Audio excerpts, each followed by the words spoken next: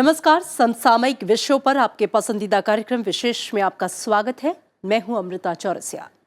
अनाज हमारी मूलभूत जरूरतों में से एक है और इसी अन्न की पूर्ति के लिए 60 के दशक में हरित क्रांति लाई गई और अधिक से अधिक अन्न उपजाने का नारा दिया गया। लेकिन हरित क्रांति ने जहां देश को खाद्यान्न के मामले में आत्मनिर्भर बनाया, तो वहीं इसके बाद खेती में उर्वरकों और कीटनाशकों के अंधाधुंध और असंतुलित इस्तेमाल भी शुरू हुआ। इससे उत्पादन तो बढ़ा, लेकिन वक्त के साथ साथ इसका दुष्प्रभाव मनुष्य और पशु के स्वास्थ्य के साथ साथ पानी, भूमि और पर्यावरण पर भी स्पष्ट रूप से दिखाई देने लगा। खेती और पर्यावरण पर बढ़ते इस दुष्प्रभाव को रोकने में आज जैविक खेती एक वरदान साबित हो रहा है। यही वजह है कि रासायनिक प्रदूषण से तंग आकर देश और विदेश के वैज्ञानिक जैविक खेती को बढ़ावा दे रहे हैं।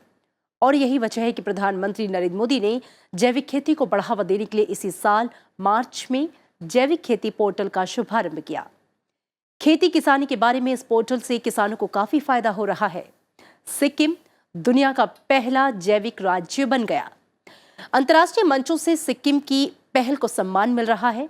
आज के विशेष में हम बात करेंगे जैविक खेती को लेकर सिक्किम को मिले सम्मान की, जानेंगे जैविक खेती और इसके फायदे के बारे में। इसके साथ ही हम बात करेंगे भारत में जैविक खेती की समस्या और संभावनाओं के बारे में। तो आइए शुरू करते हैं आज का विशेष।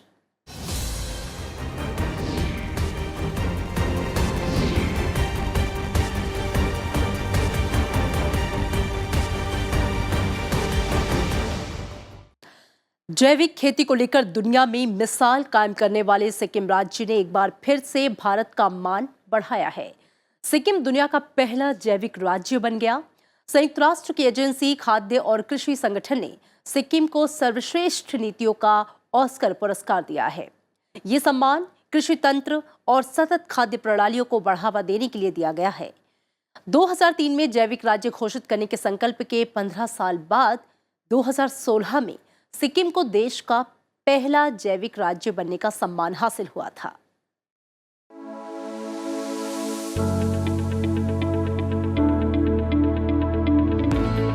सिक्किम दुनिया का पहला जैविक राज्य बन गया है। संयुक्त राष्ट्र की एजेंसी खाद्य और कृषि संगठन यानी FAO ने कृषि तंत्र और सतत खाद्य प्रणालियों को बढ़ावा देने के लिए सिक्किम को सर्वश्रेष्ठ नीतियों का ऑस्कर पुरस्कार दिया है। सिक्किम भारत का पहला ऐसा राज्य है जहां पूर्णतः यानी 100% जैविक कृषि की जाती है। पूर्वोत्तर के इस राज्य ने 25 देशों की 51 नामित नीतियों को पीछे छोड़ते हुए पुरस्कार जीता। ब्राजील, डेनमार्क और इक्वाडोर की राजधानी क्विटो की नीतियों ने रजत पुरस्कार जीते। संयुक्त राष्ट्र के खाद्य एवं कृषि संगठन वर्ल्ड फ्यूचर काउंसिल और गैर लाभकारी संगठन IFOAM ऑर्गेनिक इंटरनेशनल मिलकर ये पुरस्कार देते हैं।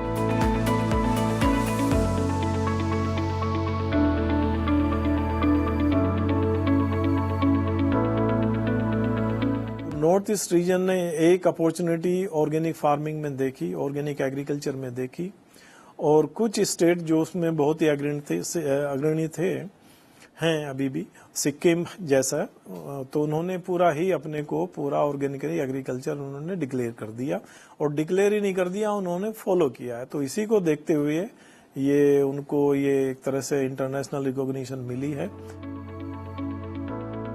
पुरस्कार आयोजकों के मुताबिक सिक्किम राज्य की जैविक खेती से जुड़ी नीतियों से जहां 66,000 से ज्यादा किसानों को फायदा हुआ है, वहीं 100% जैविक राज्य बनने से सिक्किम के पर्यटन क्षेत्र में भी काफी लाभ हुआ है। 2014 और 2017 के बीच पर्यटकों की संख्या में 50% से ज्यादा की वृद्धि हुई है। खाद्य और कृषि संगठन का मानना है कि सिक्किम ने जैविक खेती के मामले में भारत के दूसरे राज्यों और दुनिया के बाकी देशों के लिए मिसाल पेश की है। संयुक्त राष्ट्र की एजेंसी ने इसे भूख और गरीबी से लड़ने वाला कदम करार दिया है। सिक्किम की सराहना करते हुए एजेंसी ने कहा कि ये पुरस्कार भूख, गरीबी और पर्यावरणीय गिरावट के खिलाफ राजनीतिक नेताओं की ओर से बनाई गई असाधारण नीतियों का सम्मान है। सिक्किम के अनुभव से पता चलता है कि 100% जैविक खेती एक सपना नहीं है, बल्कि एक वास्तविकता है। पुरस्कार तो सबसे पहली बात यह है कि उसके मानक आप बना सकते हैं, लेकिन सबसे पहला ये होता है कि आपका उस एरिया में आपका एक्सीलेंस है, उसके जो स्टैंडर्ड्स हैं वो हाईएस्ट स्टैंडर्ड आपने फॉलो किए हैं और एक आपने इनोवेटिवनेस उसमें आपने दिखाई है। तो सिक्किम एक ऐसा स्टेट है, उसने पूरे स्टेट में इसको इम्प्लीमेंट किया, उसने एक नया तरीके से अपनी पहल की। इस बीच सिक्किम के मुख्यमंत्री पवन चामलिंग ने जैविक खेती को और ज्यादा लोकप्रिय बनाने की अपील की। उनका मानना है कि अगर सिक्किम में ऐसा हो सकता है तो कोई कारण नहीं है कि दुनिया के दूसरी जगहों पर ऐसा ना हो सके। उन्होंने कहा कि सिक्किम को रासायनिक उर्वरकों के इस्तेमाल खत्म कर पूरी तरह से जैविक कृषि अपनाने में 1 दशक से ज्यादा का समय लगा। उन्होंने कहा कि अपने पुराने अनुभव और जैविक खेती के साथ अपने जुड़ाव के आधार पर विश्वास के साथ कह सकता हूं कि दुनिया भर में पूर्णतः जैविक कृषि संभव है। अगर हम सिक्किम में ऐसा कर सकते हैं तो कोई ऐसा कारण नहीं है कि दुनिया में दूसरी जगहों पर नीति नियंता, किसान और सामुदायिक नेता ऐसा नहीं कर सकते। रासायनिक उर्वरकों और कीटनाशकों को खत्म करने के साथ ही उनके स्थान पर स्थायी विकल्पों को अपनाने पर सिक्किम को 2016 में देश का पहला जैविक राज्य घोषित किया गया था। 18 जनवरी 2016 के प्रधानमंत्री नरेंद्र मोदी ने गंगटोक एग्री समिट में इसकी बाकायदा औपचारिक घोषणा की थी। इसके साथ ही सिक्किम प्रामाणिक तौर पर भारत का पहला 100% जैविक राज्य बन गया था। सिक्किम ने अपनी 75,000 हेक्टेयर की कुल टिकाऊ कृषि भूमि को प्रामाणिक तौर पर जैविक कृषि क्षेत्र में तब्दील कर दिया।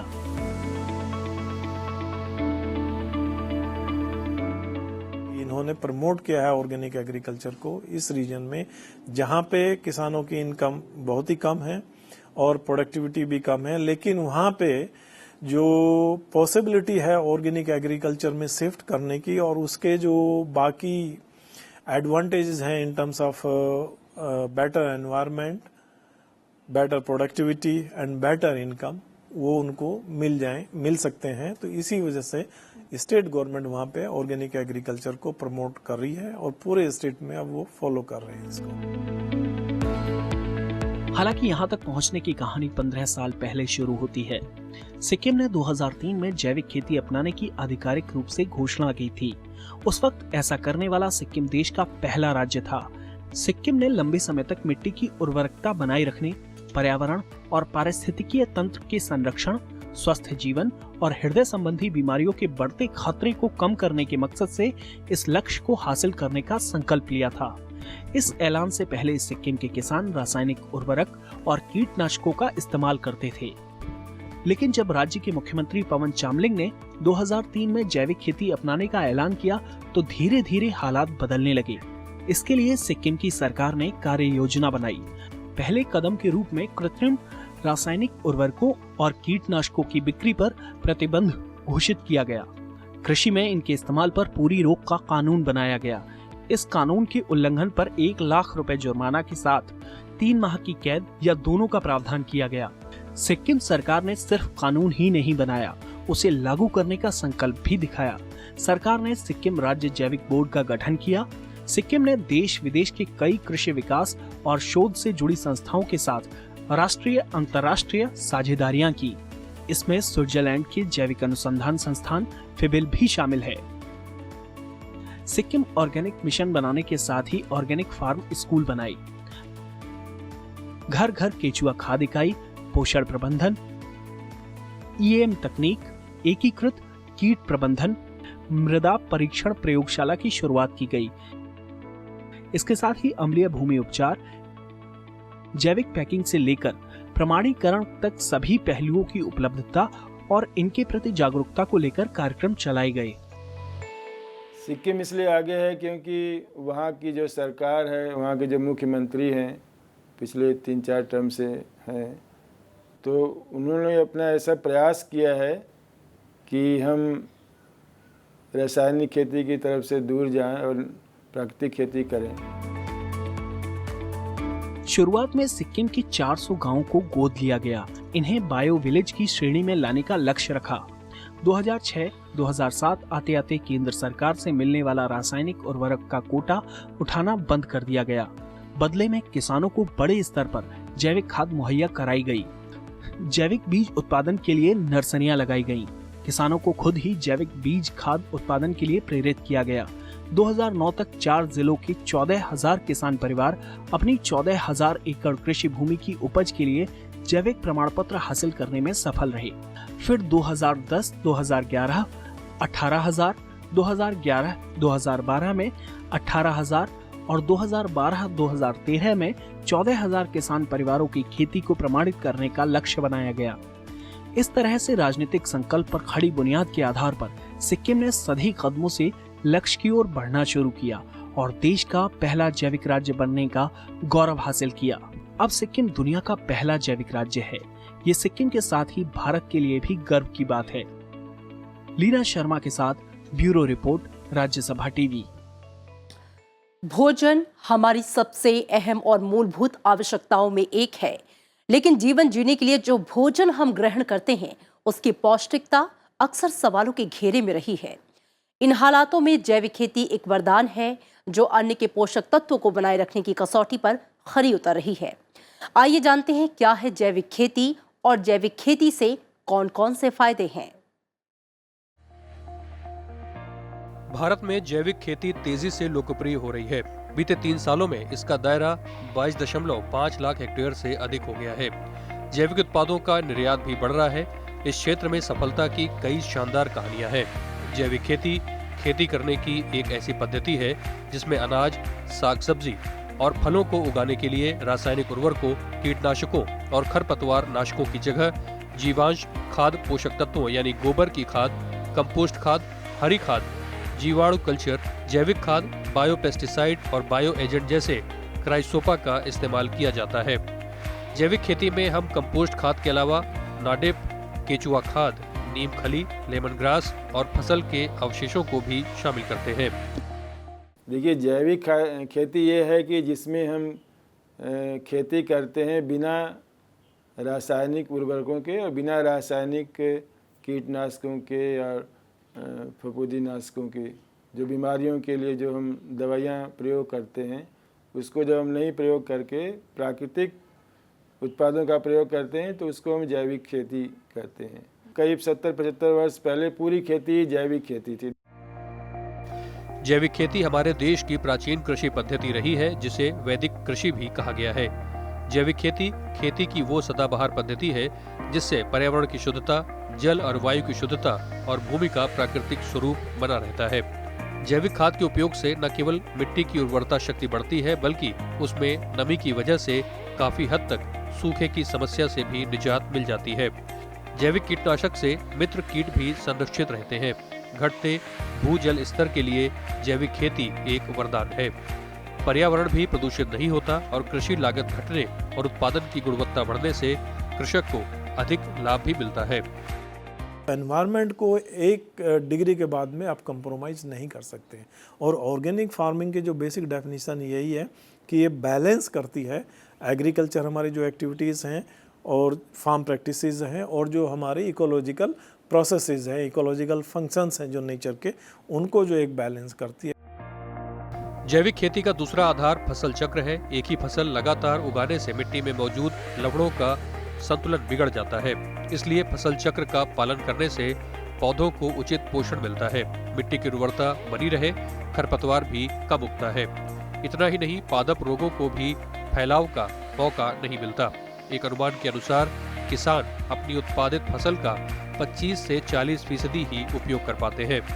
भारत में हर साल 600 मिलियन टन कृषि अवशेष पैदा होता है। इसमें से अधिकांश अवशेषों को किसान अगली फसल के लिए खेत तैयार करने के लिए जला देते हैं, जबकि इनका इस्तेमाल जैविक खाद तैयार करने के लिए आसानी से किया जा सकता है। जैविक खेती, जिसे ऑर्गेनिक एग्रीकल्चर भी कहते हैं, आधुनिक कृषि पद्धति के रूप में प्रचलित करने का प्रयास अंतर्राष्ट्रीय स्तर पर उसे किया जा रहा है। रासायनिक प्रदूषण से तंग आकर देश विदेश के वैज्ञानिक जैविक खेती करने को अब प्रोत्साहित कर रहे हैं। अरविंद कुमार सिंह, राज्यसभा टीवी। देश में खाद्य आपूर्ति की कोई समस्या नहीं है, लेकिन देश की बढ़ती जनसंख्या को सुरक्षित और पौष्टिक भोजन मुहैया कराना एक चुनौती है, जिससे निपटने में जैविक खेती ही एकमात्र विकल्प है।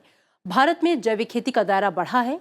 World of organic agriculture report 2018 के मुताबिक भारत में दुनिया के सबसे ज्यादा ऑर्गेनिक प्रोड्यूसर्स हैं। भारत में 8,35,000 प्रमाणित ऑर्गेनिक प्रोड्यूसर हैं। यह आंकड़ा दुनिया के प्रमाणित कार्बनिक उत्पादकों का 30% है। भारत परंपरागत रूप से दुनिया का सबसे बड़ा जैविक कृषि करने वाला देश है। भारत जैविक खेती में एक नई ताकत बनकर उभर रहा है। केंद्र की परंपरागत कृषि विकास योजना और पूर्वोत्तर क्षेत्रों के लिए विशेष योजना से इसके विकास में काफी मदद मिली है। मौजूदा वक्त में देश में करीब 35 लाख हेक्टेयर जमीन पर जैविक खेती हो रही है, जिसमें परंपरागत कृषि विकास योजना के जरिए 4 लाख से ज्यादा किसान को लाभ पहुंचा है। सिक्किम को छोड़कर पूर्वोत्तर राज्यों में जैविक खेती के लिए 50,000 हेक्टेयर क्षेत्र को कवर करने का लक्ष्य है। अब तक 45,863 हेक्टेयर क्षेत्र को जैविक योग्य क्षेत्र में बदला गया है। इसके लिए 2,406 फार्मर इंटरेस्ट ग्रुप यानी FIG का गठन कर लिया गया है। 44,064 किसानों को जैविक योजना से जोड़ा जा चुका है। जो फार्मिंग वैसे करते हैं, टोटल जो एस्टिमेट्स हैं गवर्नमेंट के, करीब वो 3.5 मिलियन हेक्टेयर के हैं। उसमें से करीब आधा एरिया जो ट्रेडिशनल जहाँ पे उतना इंटेंसिव एग्रीकल्चर नहीं है वो हैं, और करीब 1 या 1.5 मिलियन हेक्टेयर ऐसा है जहाँ पे फार्मर अब धीरे धीरे शिफ्ट किए हैं ऑर्गेनिक फार्मिंग की। जैविक खेती को बढ़ावा देने के लिए भारत सरकार गंगा किनारे बसे 1,657 गांव पंचायतों को क्लस्टर के रूप में विकसित करने पर जोर दे रही है। पूर्वोत्तर के राज्यों के लिए एक खास क्षेत्रीय योजना चल रही है जिसमें मूल्य संवर्धन पर जोर है।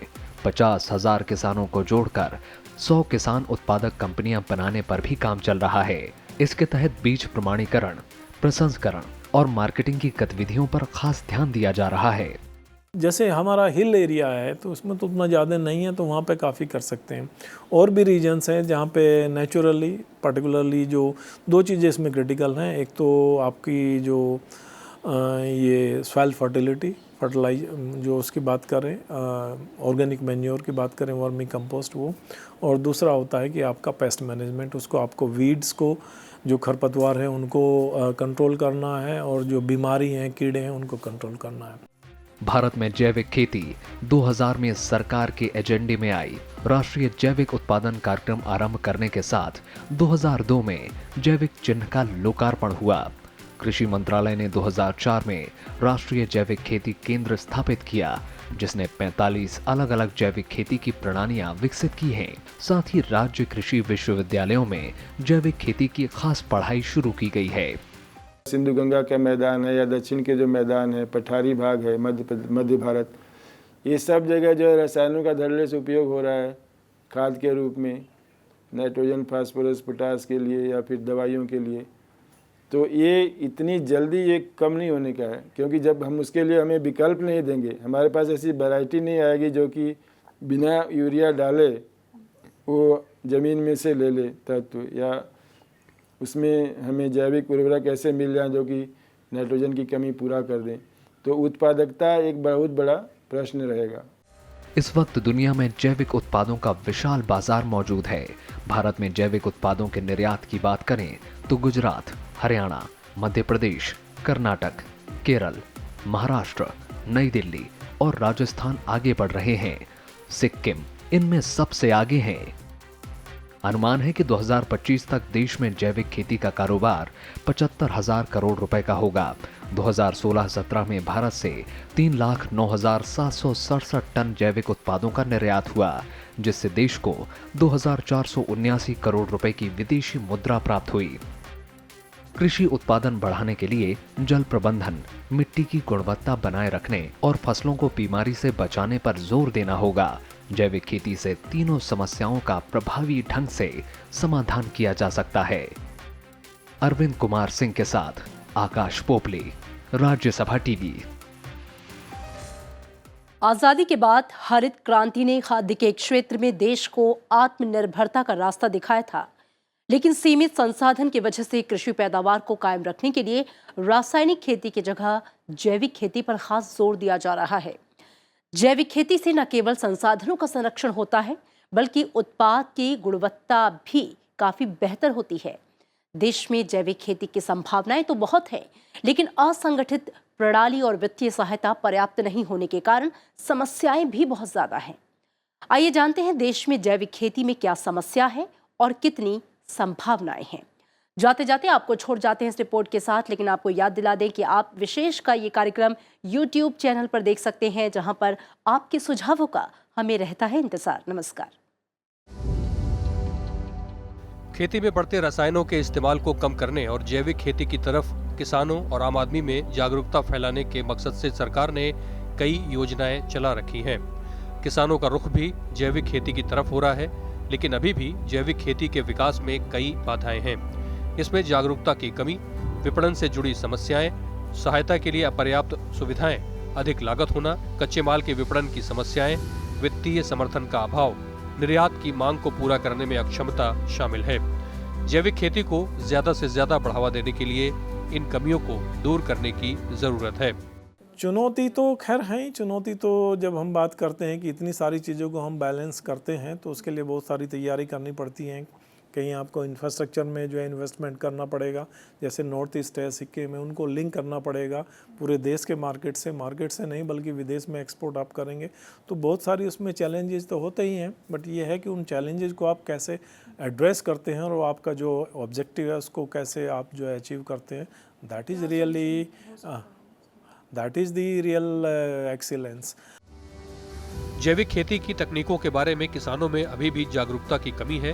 किसानों के पास कंपोस्ट यानी जैविक खाद तैयार करने के लिए आधुनिक तकनीकों के इस्तेमाल की जानकारी के साथ ही उसके प्रयोगों की जानकारी का भी अभाव है।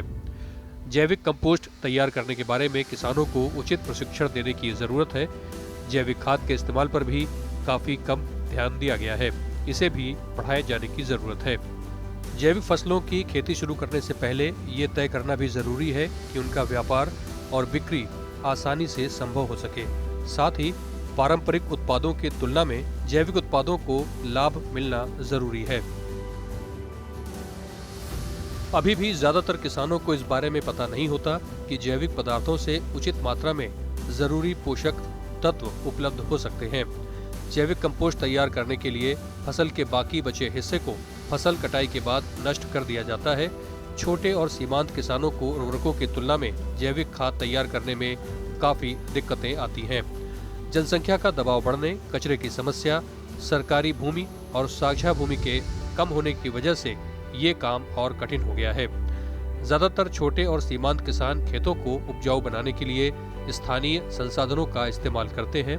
इनमें मूंगफली की खली, नीम के बीज और उसकी खली, जैविक कंपोस्ट, गाद, गोबर और अन्य खादों का इस्तेमाल जैविक खादों के रूप में होता रहा है। लेकिन बढ़ती कीमतों की वजह से ये छोटे किसानों की पहुंच से बाहर होते जा रहे हैं। तो जैविक खेती के लिए हमें बहुत ज़्यादा शोध की आवश्यकता है।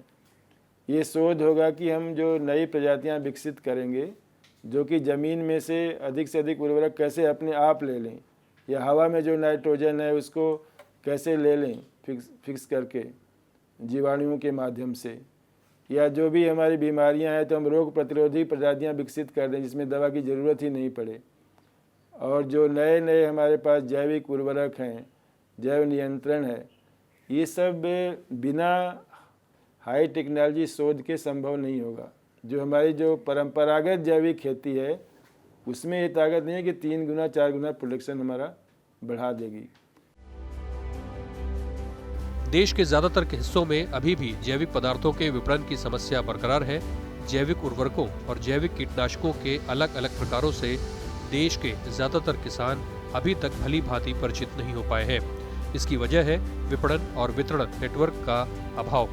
मांग कम होने के कारण खुदरा विक्रेता इन उत्पादों को बेचने के प्रति रुचि नहीं रखते। किसानों के बीच जैविक खेती को बढ़ावा देने के लिए सरकार की तरफ से आर्थिक मदद की जरूरत भी है। अमेरिका, यूरोपीय संघ और जापान जैसे विकसित देशों में जैविक उत्पादों की काफी मांग है। ऐसे में भारत जैविक उत्पादों को बढ़ावा देकर विकसित देशों की मांगों को पूरा करके लाभ कमा सकता है। हम ऐसी स्थिति में हैं अब कि हमारे पास में सरप्लस वो है एग्रीकल्चर में, चाहे उसमें फूड ग्रेन हो या बाकी उसमें सरप्लस है। तो अब ये स्टेज है कि हम जितने पैरामीटर्स हैं एग्रीकल्चर से रिलेटेड हम उसको फोकस करें। उसमें पहले जैसे फोकस किया हमने इनकम का, प्रोडक्टिविटी को छोड़ के साथ साथ में हम इनकम की बात करते हैं, फार्म इनकम, उसको फॉलो कर रहे हैं। उसके बाद में हम बात करते हैं कि हमारी सॉइल फर्टिलिटी, गवर्नमेंट का प्रोग्राम है, उसके ऊपर हम उसको फोकस कर रहे हैं। तीसरी बात है हमारी एनवायरनमेंट का, हम कैसे उसको जो है प्रोटेक्ट करें, कैसे उसको बनाएं। हम सस्टेनेबिलिटी की बात करते हैं कि जो हमारा रिसोर्स बेस है उसको हम प्रोटेक्ट करें, उसका सस्टेनेबली यूज हो, आज का नहीं आगे वाली जनरेशन के लिए भी हमारी जो कैपेसिटी है, प्रोडक्टिव कैपेसिटी, वो बनी रही है। हालांकि इन सब के बावजूद भारत में जैविक खेती की काफी संभावनाएं हैं। जैविक खेती को बढ़ावा देने के लिए भारत में सामाजिक, सांस्कृतिक, पर्यावरण अनुकूल है। अगर जैविक उत्पादों के लाभकारी मूल्य, मिट्टी की उर्वरता और जल की मात्रा के रूप में प्राकृतिक संसाधनों का संरक्षण, मृदा क्षरण की रोकथाम, प्राकृतिक और कृषि जैव विविधता के संरक्षण के साथ साथ जैविक उत्पादों के लिए बाजार उपलब्ध हो, तो इससे न केवल जैविक खेती में अच्छे परिणाम आएंगे, बल्कि पर्यावरण का संरक्षण और मानवीय जीवन की गुणवत्ता में भी इजाफा होगा। Bureau report, Rajya Sabha TV.